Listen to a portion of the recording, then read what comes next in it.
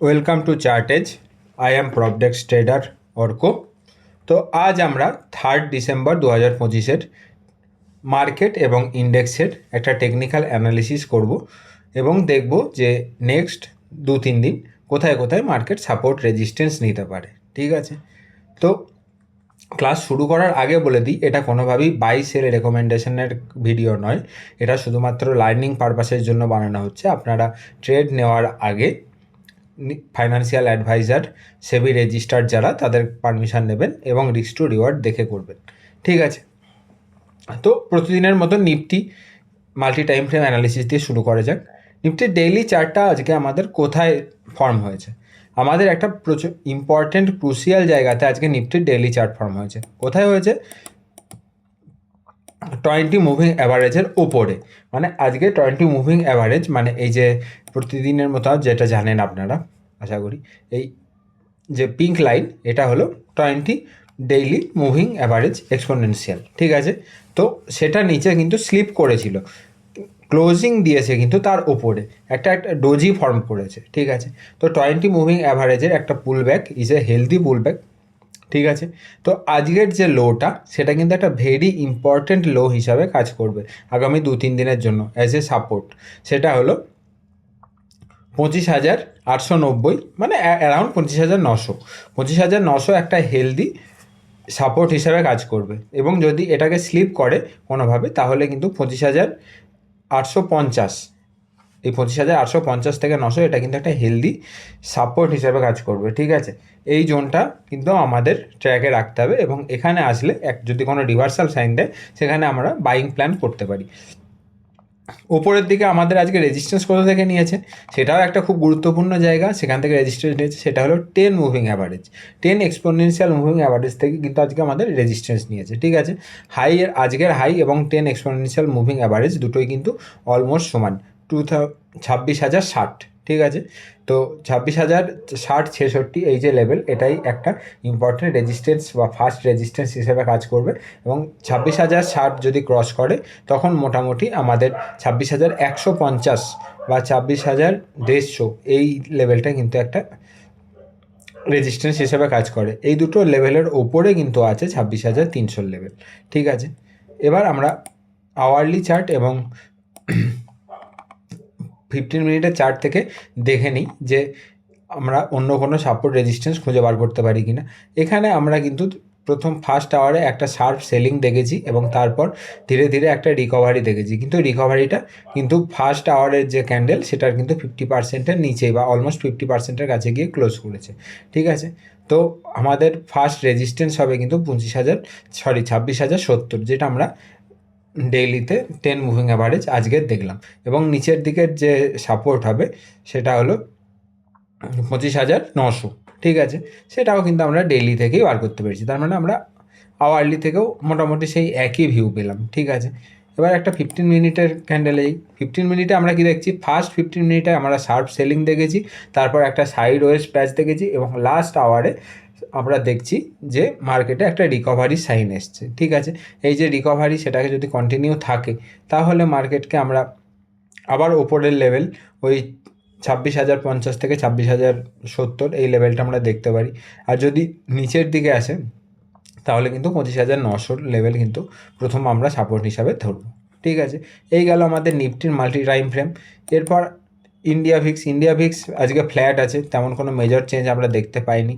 তো 11-এর কাছাকাছি ট্রেড করছি। ঠিক আছে, এখানে কোনো কনসার্ন নেই।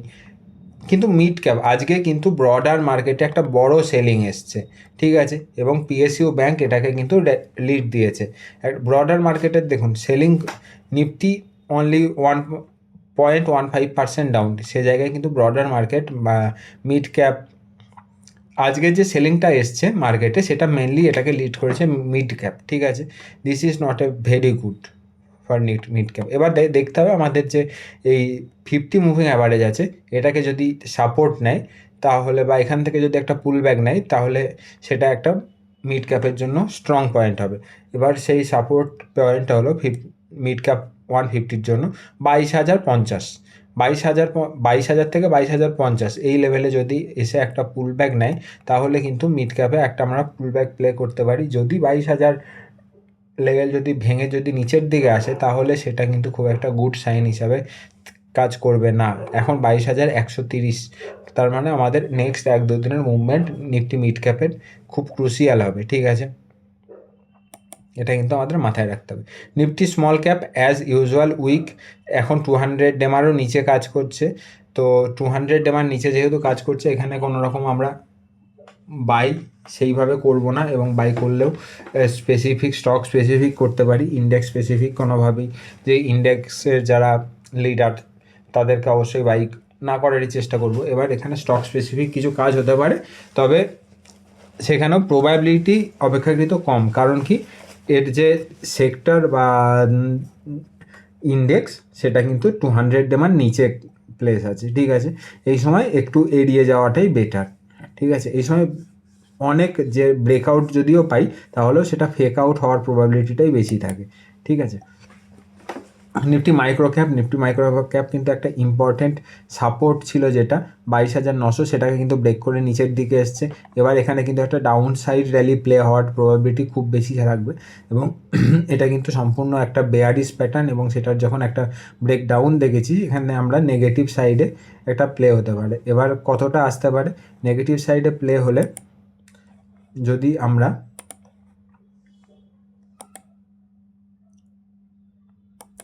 বড় বা মিডিয়াম টু লং টার্মের যদি আমরা ডাউন ট্রেন্ড আঁকি, বা টেকনিক্যালি যদি এই যে আমাদের যেটা ট্রায়াঙ্গেল প্যাটার্ন পেয়েছি তার যদি লেভেল দেখি, তাহলে কিন্তু এখানে আমরা অলমোস্ট 7% এর একটা ডাউনফল আমরা কিন্তু এখানে আশা করতে পারি।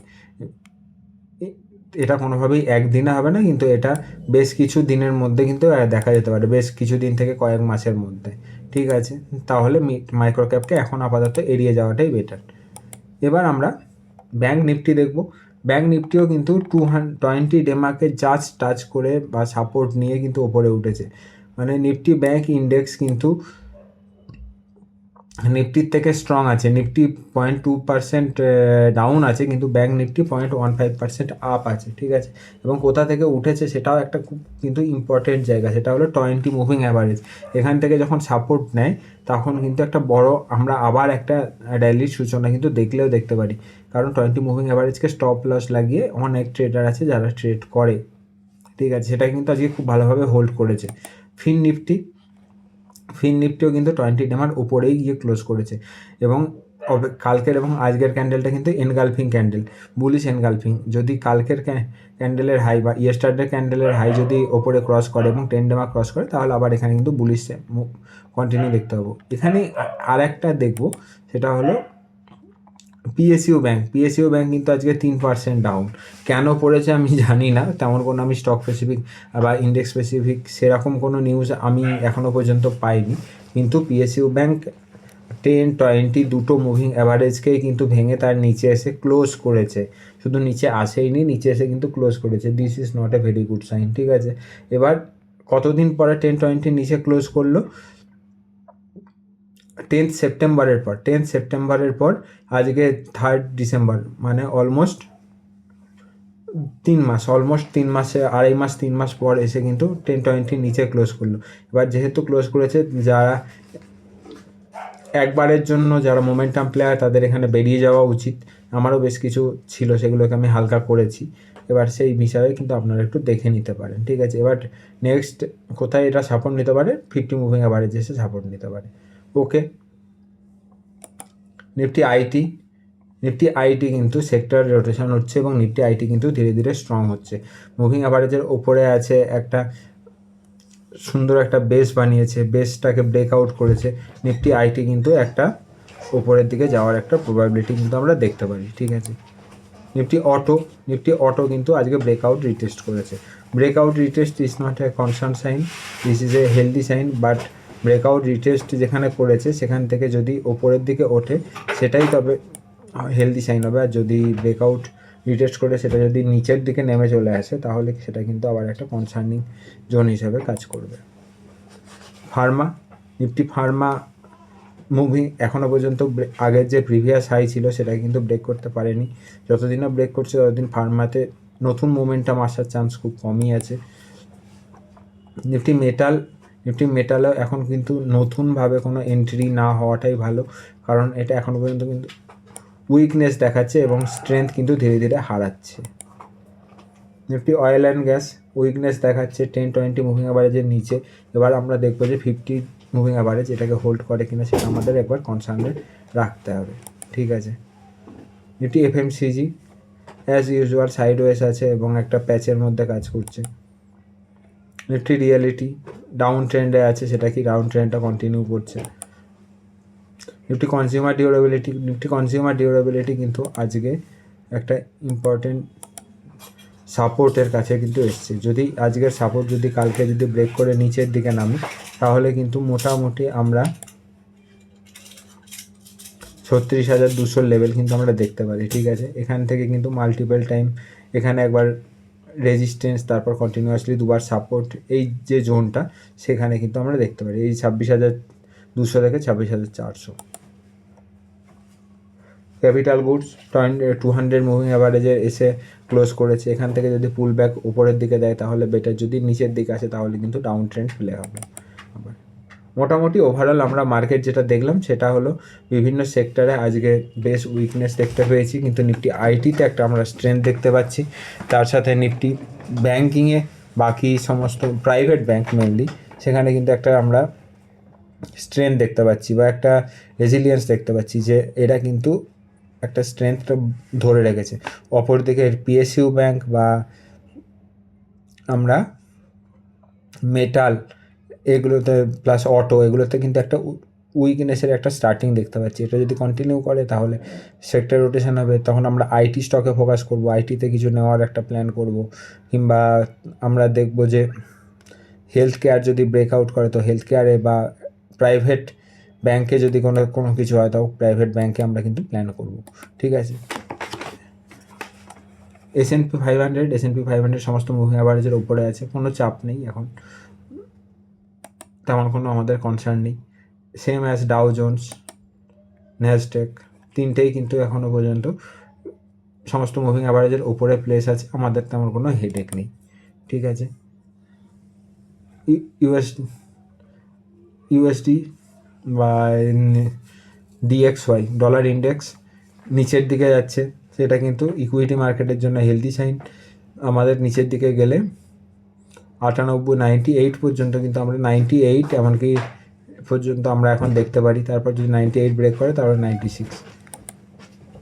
কিন্তু ইউএসডি আইএনআর আমাদের যেটা টেকনিক্যাল টার্গেট ছিল সেটা কিন্তু পূরণ করেছে, 90 ক্রস করেছে। This is not a very good sign.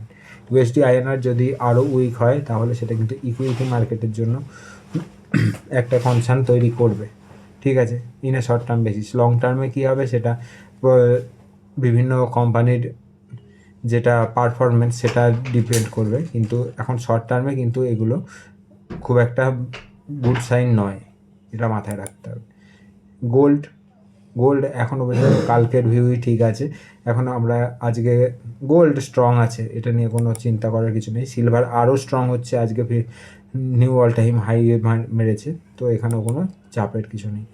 তো ক্রুড অয়েল এখনও পর্যন্ত 50 মুভিং অ্যাভারেজকেই রেজিস্ট্যান্স বানিয়ে রেখেছে, যদি ক্রস করে তখন আমরা কিন্তু নতুন প্ল্যান করতে পারি। এদিকে ন্যাচারাল গ্যাস নেক্সট টার্গেটের দিকে ধীরে ধীরে যাচ্ছে, যেটা হলো 470-এর আশেপাশে। ঠিক আছে, সেখানে কিন্তু ন্যাচারাল গ্যাস যাচ্ছে। এরপরে বিটিসি কিন্তু আমরা একটা এখানে ডাবল বটম টাইপ একটা কিন্তু আমরা দেখতে পাচ্ছি, কিন্তু এই 20 মুভিং অ্যাভারেজ এর উপরে ক্রস করেছে, কিন্তু এখনও পর্যন্ত যদি ক্লোজ হয় তাহলে তবেই আমরা উপরের দিকে আপসাইড প্ল্যান করবো। যতক্ষণ না প্রিভিয়াস সুইংয়ের হাই যতক্ষণ না ক্রস করে ওপরে ক্লোজিং দিচ্ছি ততক্ষণ পর্যন্ত আমরা কিন্তু বিটিসির এখানে কোনো ট্রেডেবল আমি কিছু এখানে দেখতে পাচ্ছি না। ইথেরিয়ামও তাই, ইথেরিয়ামও বিটকয়েনকে ফলো করছে, যদি আজকের লেভেলের ওপরে গিয়ে যদি ট্রেড করে তাহলে আমরা একটা আপসাইড প্ল্যান করবো, যতক্ষণ না করছে ততক্ষণ পর্যন্ত কোনো তেমন মেজর সেট আপ নেই।